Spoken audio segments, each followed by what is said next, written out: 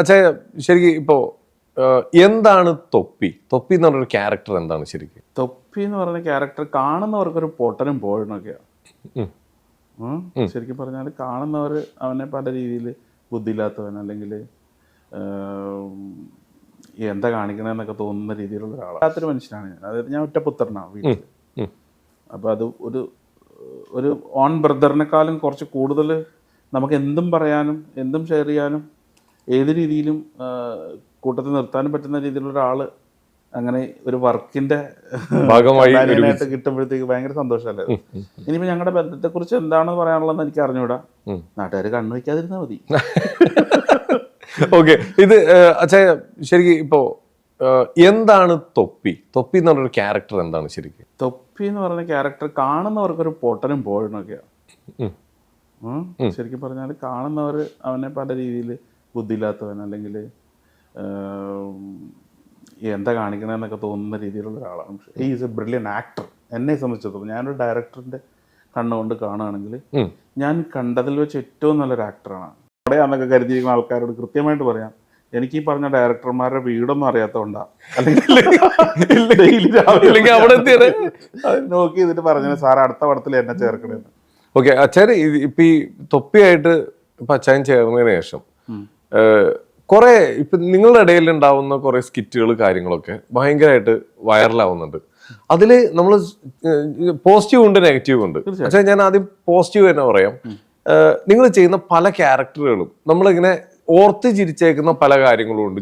പല സാധനങ്ങൾ ആ പ്രതിമ പൊട്ടിക്കുന്നതും അങ്ങനെ ഇങ്ങനെയായിട്ട് അച്ചായൻ അഡ്വക്കേറ്റ് ആയിട്ടും അങ്ങനെ ഇങ്ങനെയായിട്ട് പല സാധനങ്ങളും നമ്മൾ ഭയങ്കരമായിട്ട് ഒന്ന് ട്രാവൽ ചെയ്യുമ്പോഴൊക്കെ ആയിരിക്കും ഇത് കാണുന്നത്. അപ്പോൾ അതുവരെ പലരും തെറി വിളിച്ചിരുന്ന തൊപ്പീനെ പിന്നെ ഇത് ഇഷ്ടപ്പെട്ടു തുടങ്ങി. കാരണം ഇങ്ങനെയൊക്കെ ഉണ്ട്. എന്നാൽ ഒരു സൈഡിൽ ഇപ്പോഴും കാരണം കുട്ടികൾ ഒരുപാട് വാച്ച് ചെയ്യുന്ന ഒരുപാട് കുട്ടികൾ ഇത് കാണുന്നുണ്ട്. പക്ഷെ ഒരു സൈഡിൽ എപ്പോഴാണ് എന്താണ് വായിന്ന് വരുന്നതെന്ന് പറയാൻ പറ്റാത്തതുകൊണ്ട് നമുക്ക് ഫാമിലി ആയിട്ട് അത് ആസ്വദിക്കാൻ പറ്റുന്നില്ല.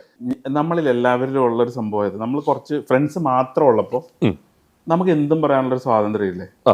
അവിടെ ഞാൻ എന്ത് പറയുന്നു എന്നുള്ളതിനെ ജഡ്ജ് ചെയ്യാനായിട്ട് ആളില്ല. എല്ലാവരും ഒരേ കാറ്റഗറിയിൽ ഇരുന്നുകൊണ്ട് നമ്മളൊരു സഭയിൽ സംസാരിക്കുന്ന ആ ഒരു മൂഡിലാണ് പുള്ളിക്കാരൻ്റെ പ്രോഗ്രാം ചെയ്യുന്ന ഒരു സ്റ്റൈല്. 18 മുതൽ 23 വരെയുള്ള ഓഡിയൻസ് ആണ് ശരിക്കും പറഞ്ഞാൽ ഉള്ളത്. കാറ്റഗറി നോക്കണേ കൂടുതലായിട്ടുള്ളത്. അപ്പൊ അവർക്ക് ഡൈജസ്റ്റ് ആവുന്ന രീതിയിലുള്ള കാര്യങ്ങളാണ് പറഞ്ഞത്. അവിടെ നമ്മൾ ഈ എന്താ പറയുക സാമൂഹിക പ്രതിബദ്ധത മറ്റു കാര്യങ്ങളൊന്നും നോക്കാറില്ല എന്നുള്ളത് സത്യം തന്നെയാണ്. പക്ഷെ എന്നാലും ഓഡിയൻസിന് ബുദ്ധിമുട്ടുണ്ടാക്കുന്ന രീതിയിൽ ഇപ്പൊ എന്ത് ചെയ്താലും പോസിറ്റീവ് നെഗറ്റീവ്സ് ഒക്കെ ഉണ്ടാവും. തീർച്ചയായും. അപ്പം നമ്മൾ മാക്സിമം എന്റർടൈൻമെന്റ് ആക്കുക എന്ന് മാത്രമാണ് നോക്കണം. ഇപ്പം പലരും എന്നോട് പേഴ്സണലായിട്ട് പറഞ്ഞിട്ടുണ്ട്, അച്ചായ നിങ്ങളൊക്കെ ഞങ്ങളുടെ സ്ട്രെസ് റിലീഫർ ആണെന്ന്. അപ്പൊ അത് ഏത് മാനറാണെന്ന് ഞാൻ ചോദിക്കാൻ പറ്റില്ല. പക്ഷെ സന്തോഷമുള്ള കാര്യമാണ്. പക്ഷെ എന്റെയൊക്കെ സ്ട്രെസ് റിലീഫ് ചെയ്യാനായിട്ട് നീ ആരാവനും ദൈവത്തിന് മാത്രം അറിയാം. ഓക്കെ, ഇതൊക്കെ നമ്മൾ അവിടെ കാണിക്കുന്നത് നമ്മുടെ ഉള്ളില് വേറെ കാര്യങ്ങൾ ഓടിക്കൊണ്ടിരിക്കുന്നത്. അതെ തീർച്ചയായിട്ടും. നമ്മളെ പ്രോഗ്രാം ഇപ്പൊ പറഞ്ഞില്ല അഡ്വക്കേറ്റ് ആയിട്ട് തന്ന സാധനത്തിൽ നമ്മൾ സ്ക്രിപ്റ്റ് അല്ല ശരിക്കും പറഞ്ഞാൽ അവിടെ പോയി ഇരുന്ന് കഴിയുമ്പോഴത്തേക്ക് അവനൊരു ഡയലോഗ് പറയുമ്പോ യെസ് ഹൗസ് ഓണർ എന്ന് പറഞ്ഞിട്ടാണ് ഞാൻ അടിക്കുന്നത്. യുവർ ഓണർ എന്നാണ് പറയുന്നത്. അതൊക്കെ സ്പോട്ടിൽ ചെയ്യുന്ന സ്പോട്ടിൽ വന്ന സാധനങ്ങളാണ്. അതുപോലെ തന്നെ കണ്ണിന്റെ മുമ്പിൽ പറ്റിയ സാധനം വെച്ചിട്ട് നമ്മൾ കയറി വരുന്ന കാര്യം പറഞ്ഞാൽ സീരിയസ്ലി അവിടെ ഒന്നുമില്ല. അത് സ്വിച്ച് ഓൺ ആക്കിയിട്ട് പോലില്ല സാധനം. അവിടെ ഞാൻ തന്നെ പറയുന്നത്, എടാ ഒരു കടലിന്റെ സൈഡിൽ കൂടി ഒരു പെണ്ണിങ്ങനെ നടന്ന് എൻ്റെ അടുക്കിലേക്ക് വരികയാണ്, നീ മിണ്ടല്ലേ, എൻ്റെ ക്ലോസ് അടുത്തടാ ഞാനിപ്പോൾ എന്താ ചെയ്യണേ എന്ന് പറഞ്ഞ് ഞാൻ ജസ്റ്റ് ഇങ്ങനെ ഇരിക്കുന്ന സ്ഥലത്തുനിന്ന് പതുക്കെ ഒന്ന് ചെയ്തിട്ട് ഇങ്ങനെ ഞാൻ കൈകൊണ്ടില്ല ഒരു വിളി വിളിക്കും. അവിടെ കട്ട്. അപ്പൊ അത് ഓഡിയൻസിന് അത് കിട്ടി സാധനം. ഇയാളെന്താ കണ്ടതെന്നും ഇയാളിതെന്താ ചെയ്യാൻ പോയെന്നൊക്കെ. ഇതൊക്കെ ചെയ്യണമെന്നുണ്ടെങ്കിൽ നമ്മളൊരു ആർട്ടിസ്റ്റ് ചെയ്യാൻ പറ്റുള്ളൂ. എനിക്ക് അഭിനയിക്കാൻ അറിയില്ലേ. എനിക്ക് അഭിനയിക്കാൻ അറിയില്ലേ. ഓക്കെ, മെയിൻ വേറെ വിഷയം ഒന്നുമല്ല. ഇപ്പൊ എന്താ വെച്ചാൽ കുറെ പേര് അഡിക്റ്റ് ആയിട്ടുണ്ട് നിങ്ങളുടെ ഈ ഒരു സീരീസിൽ. പക്ഷെ എന്താന്ന് വെച്ച് കഴിഞ്ഞാൽ ഇപ്പൊ അച്ഛന്റെ മൊബൈൽ മേടിച്ചിട്ടായിരിക്കും ചില കുട്ടികൾ ഇത് കാണുന്നത്. 10ാം ക്ലാസ് തൊട്ട് അല്ലെങ്കിൽ ഇപ്പൊ എനിക്ക് എന്റെ റിലേറ്റീവ്സ് ഒക്കെ തൊപ്പി എന്ന് പറഞ്ഞാൽ മരിക്കുന്ന പിള്ളേരുണ്ട്. അവരൊന്നും നമുക്ക് ഇനി കൺട്രോൾ ചെയ്യാൻ പറ്റില്ല. കാരണം അവരൊക്കെ അത്ര അഡിക്റ്റ് ആണ്. തൊപ്പി പറയുന്ന പല അള്ളാന്റെ മുത്തേ ഇതൊക്കെയാണ് അവൻ നമ്മൾ കാണുമ്പോ പറയുന്നത്.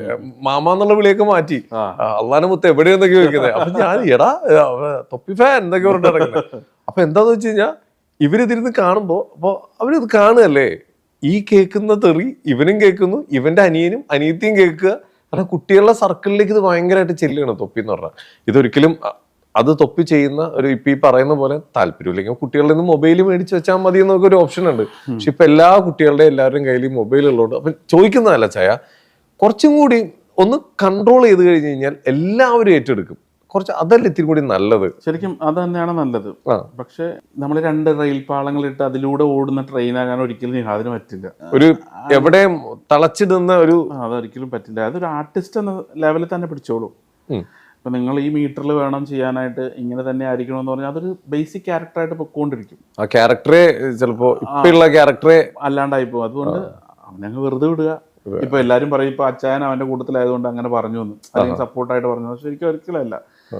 ഒരാള് അയാളുടെ ലൈഫ് അങ്ങനെ ജീവിക്കാൻ ആഗ്രഹിക്കുന്നു എന്നുണ്ടെങ്കിൽ അയാൾ അത്രയ്ക്ക് സന്തോഷവാനാണെങ്കിൽ അങ്ങനെ തന്നെ വിടുകയല്ല നല്ലത്. തൊപ്പിയുടെ വീഡിയോകളിനകത്തൊക്കെ വരുന്ന നമ്മുടെ അച്ചായൻ എന്ന് പറഞ്ഞ ആളുടെ ഇന്റർവ്യൂ ആണ് ഇപ്പൊ നിങ്ങൾ കണ്ടത്. അപ്പൊ ഈ ഒരു ഇന്റർവ്യൂവിനകത്ത് ഈ പുള്ളി പറയുന്ന ഒരു കാര്യത്തിൽ നിന്ന് നമുക്ക് വ്യക്തമാവുന്ന ഒരു കാര്യമുണ്ട്. അതായത് ഈ തൊപ്പി എന്ന് പറഞ്ഞ ആളെന്ന് പറഞ്ഞാൽ അതൊരു ഫുൾ ഒരു ക്യാരക്ടറാണ്.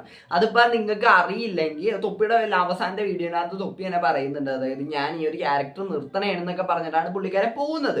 അപ്പൊ ആ തൊപ്പി എന്ന് പറഞ്ഞാൽ അത് ഒരു പക്ക ഒരു ക്യാരക്ടറാണ്. അപ്പൊ ആ ഒരു ക്യാരക്ടറിനകത്ത് തന്നെ ഇവര് വരുന്ന ഓരോ ഇപ്പൊ ഒരു തന്നെ ഓരോ ക്യാരക്ടറുകളായിട്ടൊക്കെ വരും. ഇങ്ങനെ സ്കിറ്റുകളൊക്കെ ചെയ്തിട്ട് ഇവർ പല രീതിക്ക് വരുമ്പോ ഇപ്പൊ ഈ പുള്ളി പറയുന്നുണ്ടല്ലോ, പല കാര്യങ്ങളും ഇവർ ചെയ്തിട്ടുള്ളത് സ്ക്രിപ്റ്റഡ് ആണ്. പല കാര്യങ്ങളല്ല, ഓൾമോസ്റ്റ് ഫുൾ ഇവർ ചെയ്തിട്ടുള്ള കാര്യങ്ങൾ എന്ന് പറഞ്ഞാൽ സ്ക്രിപ്റ്റഡ് ആണ്. അപ്പൊ ആ ഒരു സ്ക്രിപ്റ്റിനകത്ത് പല കാര്യങ്ങളും ഇവർ പറയുന്നതൊക്കെ ചിലപ്പോൾ അറിയാണ്ട് ഇവരെ കയ്യിൽ നിന്ന് വന്നതെന്നൊക്കെ വരാം. പക്ഷെ അല്ലാണ്ട് ഇത് ഫുള്ള് ഒരു സ്ക്രിപ്റ്റഡ് പരിപാടിയാണ്. പിന്നെ ഈ ആങ്കർ ചോദിച്ചൊരു കാര്യമുണ്ട്, അതായത് തൊപ്പിയുടെ വീഡിയോ എന്തുകൊണ്ട് ഇവർക്ക് ബാക്കിയുള്ളവരുടെ വീഡിയോകൾ പോലെ തന്നെ ഒരു ഫാമിലി ഫ്രണ്ട്ലി വീഡിയോ ആയിട്ട് ചെയ്തുകൂടാന്ന്. അങ്ങനെ ചെയ്തു കഴിഞ്ഞാൽ അതിനകത്ത് പിന്നെ എന്താണ് ഒരു വെറൈറ്റി ഉള്ളത്? തൊപ്പിയുടെ വീഡിയോ അങ്ങനെ ഉള്ളതുകൊണ്ടാണ് അത് അത്രയും സ്പോണ്ടേനിയസും അത്രയും അങ്ങനത്തെ ഒരു തെറി വിളിക്കുന്നതിന് ഞാൻ സപ്പോർട്ട് ചെയ്യണേ അല്ല. പക്ഷെ ആ ഒരു തെറി വിളിക്കുന്നത് ആ ഒരു വീഡിയോ അങ്ങനെയാണെന്നുള്ള രീതിക്ക് നമുക്ക് എന്തുകൊണ്ടാണ് കാണാൻ പറ്റാത്തത്? ഇപ്പൊ ഒരു സിനിമകൾ നോക്കിയാൽ തന്നെ സിനിമകളിൽ പല രീതിക്കുള്ള സിനിമകളുണ്ട്. ഇപ്പൊ ചുരുളി പോലത്തെ ഒരു സിനിമയൊക്കെ ഉണ്ട്. അപ്പൊ അങ്ങനെ ഒരു സിനിമ നിങ്ങൾ ഫാമിലി ആയിട്ടിരുന്ന് കാണുമോ? പിന്നെ ഈ ആങ്കർ എന്താണ് ഈ ചോദിക്കുന്നത് എനിക്ക് മനസ്സിലാവുള്ള. പിന്നെ അതേപോലെ തന്നെ ഇപ്പൊ ഈ ഞാൻ പറഞ്ഞല്ലേ, ഈ ചുരുളി പോലത്തെ സിനിമകളൊക്കെ ഉണ്ട്. അപ്പൊ അത് എൻജോയ് ചെയ്യണമെന്നുള്ളവർ അത് എൻജോയ് ചെയ്യട്ടെ, ഇല്ലാത്തവരത് കാണണ്ട. അപ്പൊ ഈ കാണാത്ത ആൾക്കാർ എന്തിനാണ് ഇത് എന്തുകൊണ്ട് ചുരുളി ഒരു ഫാമിലി ഫ്രണ്ട്ലി ആയിട്ട് പടം എടുത്തുകൂടാ എന്നുള്ള രീതിക്കൊക്കെ സംസാരിക്കണതെന്നാണ് എനിക്ക് മനസ്സിലാവാത്തത്. അപ്പൊ ഈ തൊപ്പിയുടെ വീഡിയോ കാണണം എന്നുള്ളവർ കാണട്ടെ. ഇപ്പൊ എൻ്റെ ഒരു അഭിപ്രായത്തിൽ ഞാൻ തൊപ്പിയുടെ വീഡിയോ കാണാറുണ്ടായ ഒരാളാണ്. പക്ഷെ ഞാൻ തൊപ്പിയുടെ അങ്ങനെ അഡിക്റ്റോ അങ്ങനത്തെ പരിപാടിയൊന്നും അല്ല. പക്ഷേ തൊപ്പിയുടെ വീഡിയോ കാണുമ്പോഴത്തേക്ക് നമുക്കൊരു സ്ട്രെസ് ഉണ്ടെങ്കിൽ ആ സ്ട്രെസ്സൊക്കെ പോകാനായിട്ട് തൊപ്പിയുടെ വീഡിയോ പലപ്പോഴും സഹായിച്ചിട്ടുണ്ടെന്നാണ് എനിക്ക് തോന്നിയിട്ടുള്ളത്. കാര്യം അത് കാണുമ്പോഴത്തേക്ക് നമുക്കൊരു എന്തോ ഒരു എന്താ പറയാ, അതിനിപ്പോ ഒരു നമ്മുടെ റിയാലിറ്റി, എസ്കേപ്പ് ഫ്രം റിയാലിറ്റി എന്ന് പറയുന്ന പോലത്തെ പരിപാടിയാണ് തൊപ്പിയുടെ വീഡിയോ ആയിട്ടാണ് എനിക്ക് തോന്നിയേക്കണത്. അപ്പൊ ആ ഒരു വീഡിയോനകത്ത് ഈ അച്ചായ എന്ന് പറഞ്ഞ ഫാക്ടറിനെ എനിക്ക് ഒട്ടും ഇഷ്ടമല്ലാത്ത ഒരാളാണ് ഈ അച്ചായ എന്ന് പറഞ്ഞാൽ. തൊപ്പിയുടെ വീഡിയോനകത്തെ കാര്യമായിട്ട് ഞാൻ പറയുന്നത്, ഇയാൾ എങ്ങനത്തെ ക്യാരക്ടറാണെന്ന് ഒന്നും എനിക്ക് അറിഞ്ഞുകൂടും റിയൽ ലൈഫിനകത്ത്. തൊപ്പിയുടെ വീഡിയോനകത്ത് ഇയാളൊരു ഭയങ്കര ചൊറിയായിട്ടുള്ള ക്യാരക്ടർ. അപ്പൊ ആ ഒരു ക്യാരക്ടറിന് എനിക്ക് വലിയ താല്പര്യമില്ല.